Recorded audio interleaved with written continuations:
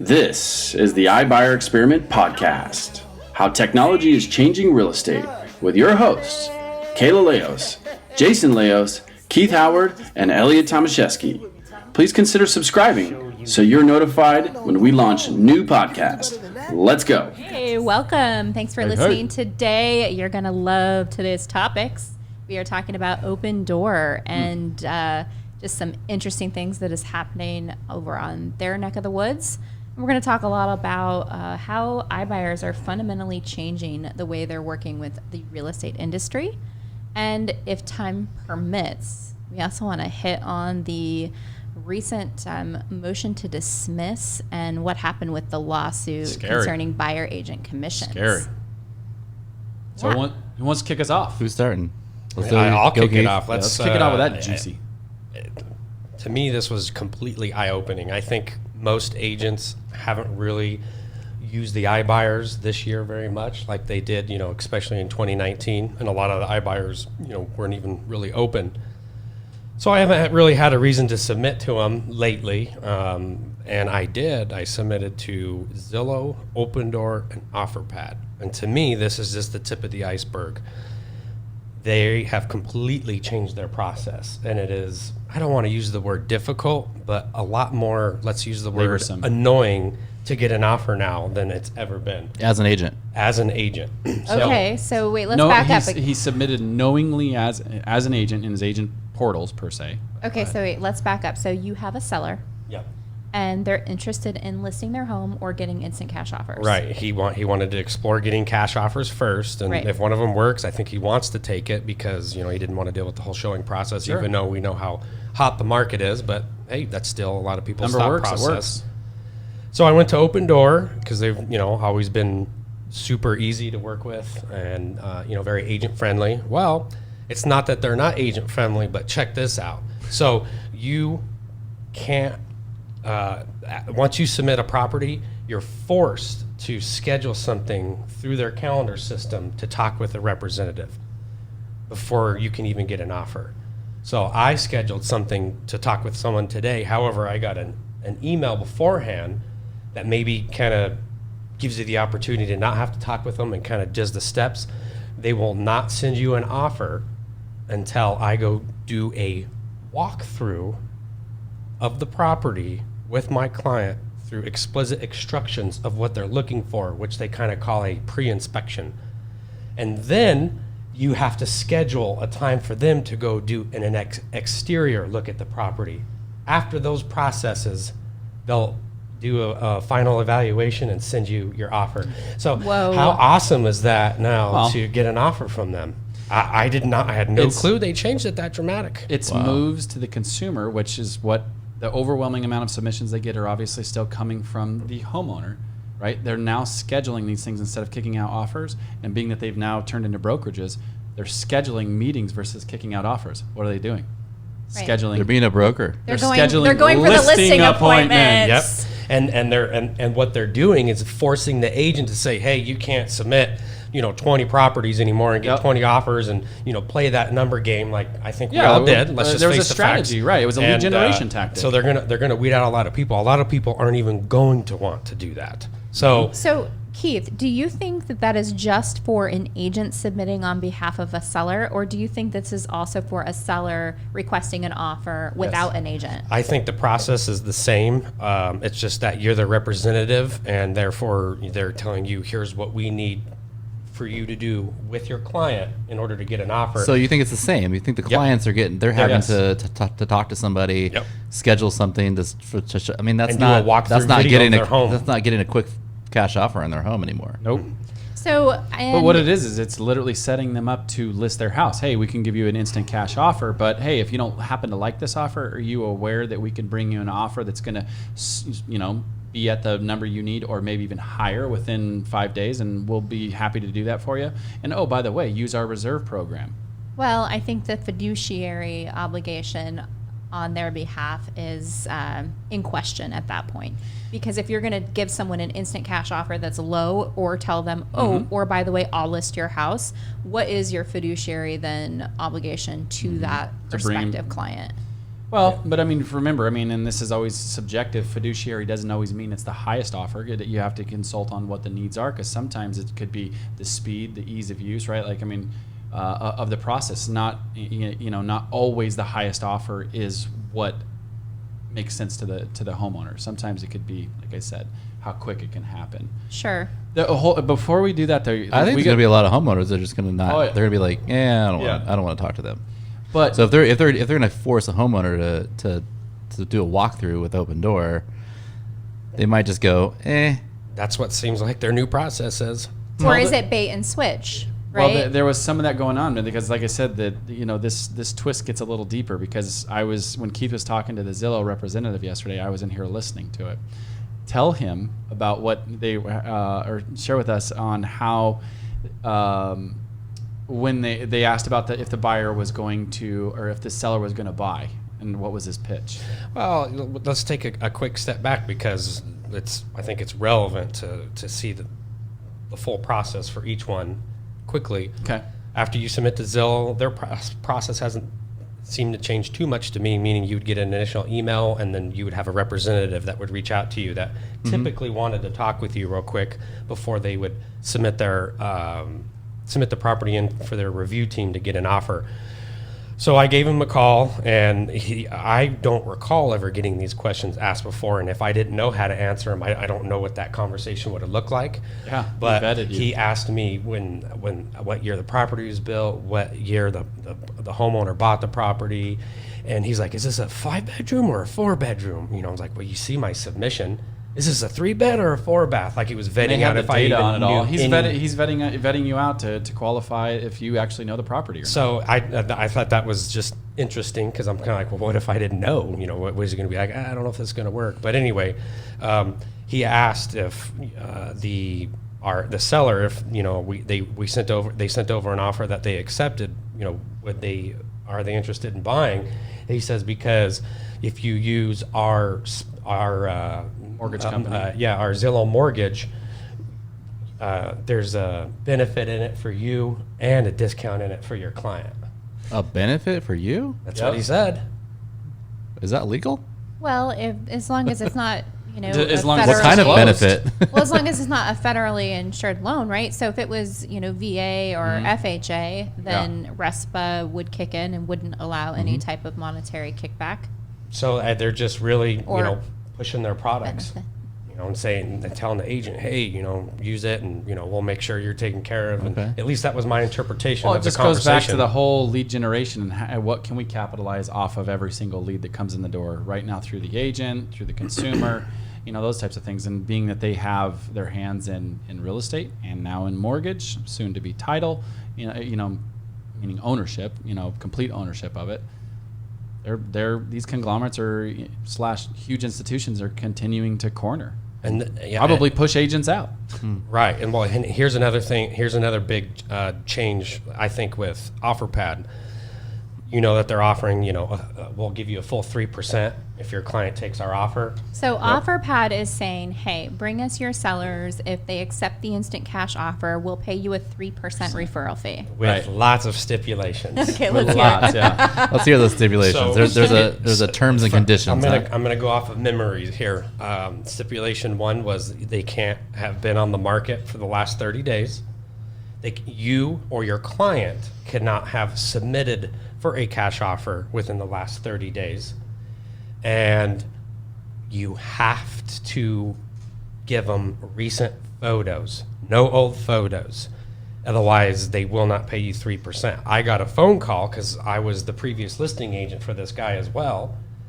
And I submitted the previous photos, and I got a voicemail from the guy saying, hey, these are previous photos, so these don't count for our program. So, if you're looking to basically utilize the 3%, you need to go to the property and take new photos. New updated ones. And that's going to weed a lot of people out too, because, unless it's just a much more strict process to weed out who's just submitting properties, who's genuinely been to properties, who's genuinely representing these sellers.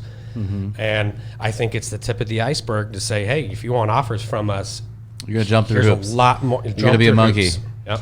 You know what I love? I love the ingenuity here. I love how they are building a brokerage off of our backs, and they're going to say, oh, no, we're so agent friendly. Oh, yeah, we're agent centric. But no, they're really not. And, we'll pay you a 3% referral fee. And, hey, I wonder what Offerpad is doing with those people that don't accept the instant cash offer. I wonder if they're going into a database and being dripped on continually. Guaranteed. Oh, absolutely. Right? Guaranteed. So they're marketing to your clients. Probably. You got to remember, these are, Probably.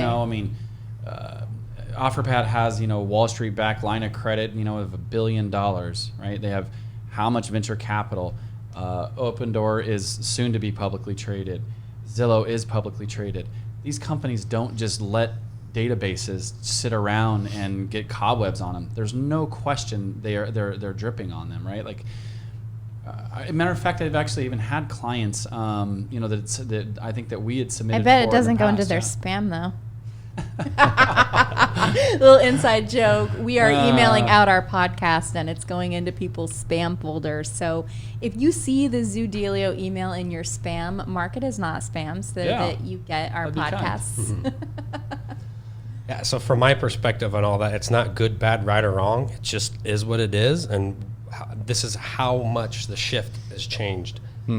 And if you think about it, it wouldn't surprise me because of COVID and pretty much all of them kind of taking a step back for 2 to 5 months and letting go of employees. They lost a lot of people power to do their home evaluations. So now instead of them just spitting offer out, they now don't have to have probably as many people sitting there doing all these evaluations, and they're like, hey, if you're serious, adhere to they're these looking for more serious requirements. Sellers. Right. Yeah. So it's interesting to see where I think this is just the beginning.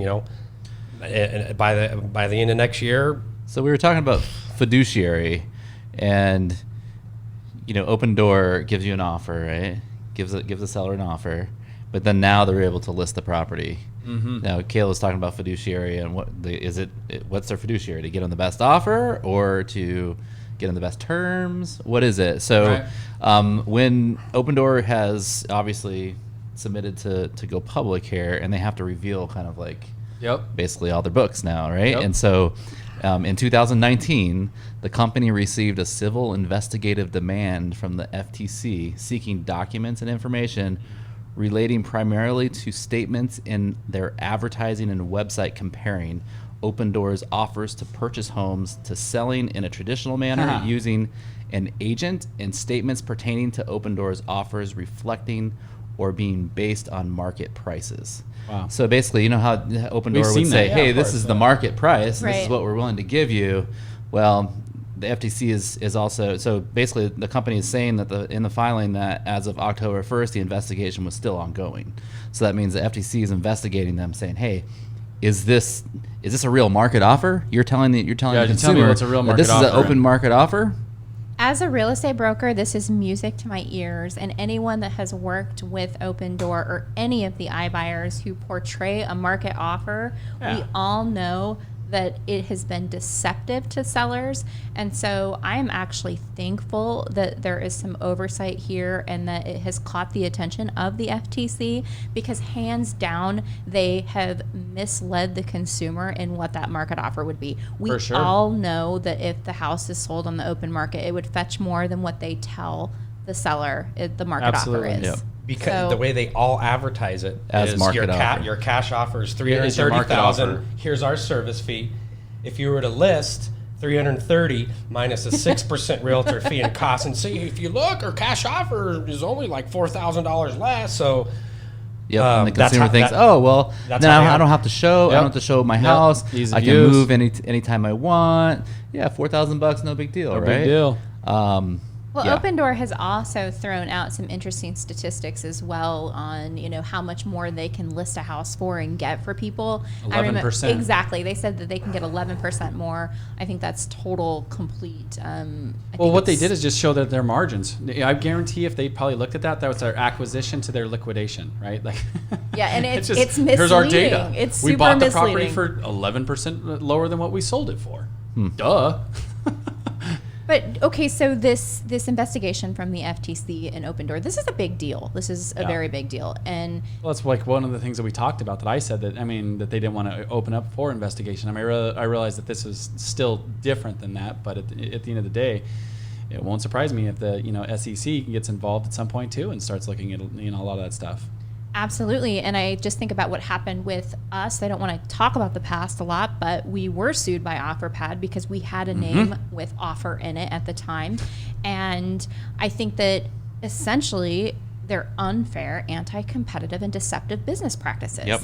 And as a whole, I take issue with that. They're ripping off the consumer. Right. Well, how many companies out there were that had the name offer in it that they didn't pursue? Right. They pursued us because we had some good things going. We had a little bit of traction, and well, we did, but now as we can see, they're pivoting, and aggregation of iBuyer offers probably won't be a thing. I don't think so. I don't think it will be. So no, because the iBuyer offer appears, if you look at it right now and fast forward a little bit, there's some strong point of view that iBuyer offer to the agents, agent centric, is gonna go away. It's gonna be more of a business to consumer direct situation, not like that B2B offer. So what does the future look like then for sellers who want instant cash offers? I think it's gonna be more financing, creative financing that sellers are gonna really get into, like the knock program. And like our Trade-In Plus program. Yeah, it's gonna be an environment for Zoodealio. Now obviously you're gonna get some sellers that they only want to sell their house and they're not gonna buy, right? But most sellers, or a lot of the sellers, what is it, 70-something% of sellers buy another home? 60-something? Yep. They need to buy another home, and usually it's kind of tricky, right? You got contingencies and this, that, and the other. So those 60%, what are they going to be doing? Are they going to be selling cash to a cash institution? Probably not, right? They're gonna hey, I can get more, especially if there's an option for a finance, basically a bridge, right? And that's kind of what we've created with the Trade-In Plus. Well, to your point, I would challenge one of the reasons why like a Zillow, Opendoor, and Offerpad in their cash buy circumstances right now are actually doing so well is to alleviate the contingency. Right, that's why I think a lot of people are giving up that, especially in this market. That's my point. Right, they cannot go out and compete with 9-10 offers with a contingency. If they have a contingency, so impossible. They're gonna the seller's gonna find one that is a cash or with no contingency, and they're gonna weed out the contingencies and go towards the ones. And with the market spike, 21% over the last 18 months, like we evaluated a couple weeks ago, some people are fine giving up $15,000 of equity to make their new house happen for them and their family. Yep. So our Trade-In Plus, just as easy as trading in your car, no contingency. Yeah. So let's chat about that a little bit, because I think that this is again, that's why we're all here. And it keeps the agent in front, right? I mean that's what Zoodealio is all about, is keeping the agent in front, allowing them to taking iBuyer strategies to agents directly. Well, let's talk about keeping the agent in the transaction. So Knock came out of the gates as a brokerage, and it came out really heavily funded. I mean, we know Sean Black, 400 plus, founder of Knock. He was one of the co-founders of Trulia, and so we know this dude's smart dude. He's been in the game. He knows the psyche of the real estate agent, has the right real friends, estate seller, the real estate buyer, and so he came out of the gates as a brokerage, right? And they offered a trade-in program, and then I don't know what, about 2 years in, guys, he pivoted. And now they are no longer a real estate brokerage. Well, they may still be, but their main focus now is they're a lender. It was complicated and expensive, right? Because like they would buy that new house for you. You can move into your new house and lease it from them until your old one sold. So I mean, you were borderline still making 2 payments, even though they were maybe taking some of it out of your equity and those types of things. But it was expensive. In a nutshell, though, they came out of the gates as their own brokerage, and so then this product was only offered through their agents in their brokerage. Now they pivoted. Now as a lender, they're partnering with agents across the U.S. and they're offering this product to the agent's clients. So Knock learned something. I think there's a lot of nuggets to take away from this. Knock learned that empowering the real estate agent was a good idea, but I still think that their process is complicated and the costs are hidden. We don't know what the costs are. It's not a hey, this is what it costs to trade in your house. Well, and that's one thing that Jason and I really talk about a lot is how much does it cost? You just don't. It's like that black hole with Knock. You just don't know. Oh, right. With our Trade-In Plus, it's what, 2%? Right. And they get, once we sell the property, they get the upside. So it's let's talk about that for a second. What do you mean how does our trade-in program work, just high level? You're asking me? Anyone who wants to take it, high level. Hit it, Jason. Yeah. Drum roll. Well, I made like a little little marketing material here on kind of how our Trade-in Plus works, and I guess I can just go off of that. So we're going to give you, Zoodealio will give you a fair market offer on your current house, okay? So we give you a price we think your house will sell for on the open market, and the sellers don't have to worry, because if you think it's low, unlike the traditional iBuyers, our upside agreement ensures you get every dollar above your offer amount after we sell it on the open market. Okay. Super cool. So then we'll buy your new home with our cash, right? So you find the new home, we buy it with our cash. You and your agent pick out the new home, and we buy it with our cash while your new loan is being prepared. You can beat out the competition with the cash offer, and in some instances get a discount for being cash. Okay, so I mean, we know that. Well, yeah, historical being cash, data shows us that we can get maybe not in this market, maybe a little bit, but in maybe historical maybe data in a buyer's is 3 to market, 5%. you get a little bit more of a discount. And then step number 3, we buy your old house and you close on your new home. Okay, so you free up the equity to close on your new home loan and move in. And then the 4th step is we list and sell your old house on the open market. Your agent, the agent that you pick, gets to list your old home on behalf of Zoodealio. And if we sell it for more than what you bought it for, or what we bought it for, the seller gets the difference. So when they get a check in the mail once it closes, or they can pick up their check at the title company. Well, and agents out there listening, right? We keep you at the forefront in this circumstance. You represent your client. You on the buy side never and the sell side. let go of your client. You're there for them the entire time. And so what we charge, right, is 2% for the cash offer, right? Right. On the buy side, and then we also charge 2%, or no, it's just. No, there's a 1.75% 1.75% fee. Turning them into cash. Turning them to cash. Okay. So that's it. Right. That's it. That's it. It's really cool. It's just super attractive offering, and a lot of people love it. Well, and in a market like we're in right now, and I mean, the Phoenix Metro, I realize, is very busy, but there's a lot of markets out there right now.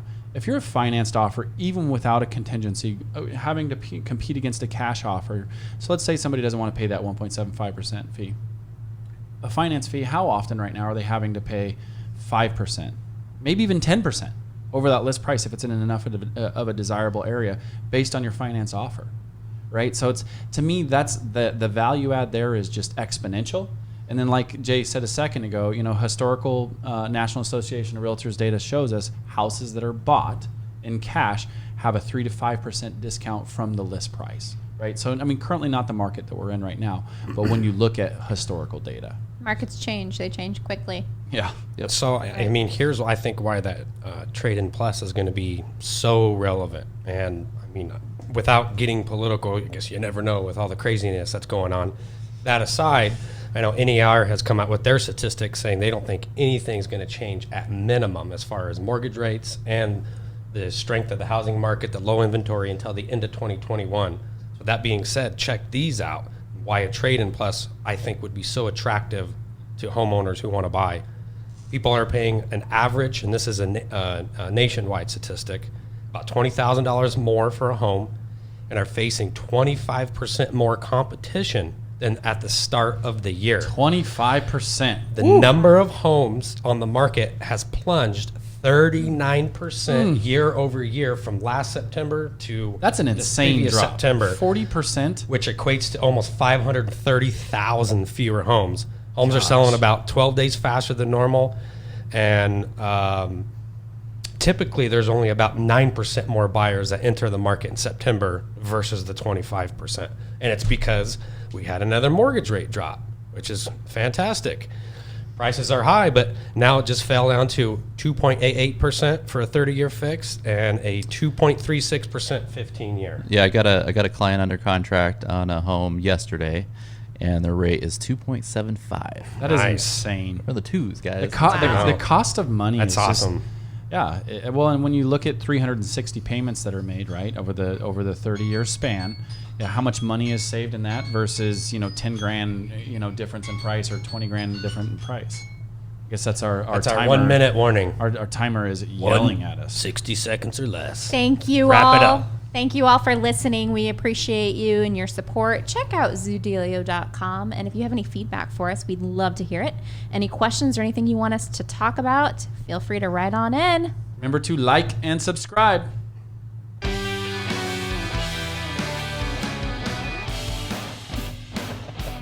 That was fun as always. That's hilarious because that was like... We truly appreciate you taking the time to be with us here today on the iBuyer Experiment podcast. Please remember to like and subscribe so that you're notified when we launch new podcasts. We'll catch you on the next one.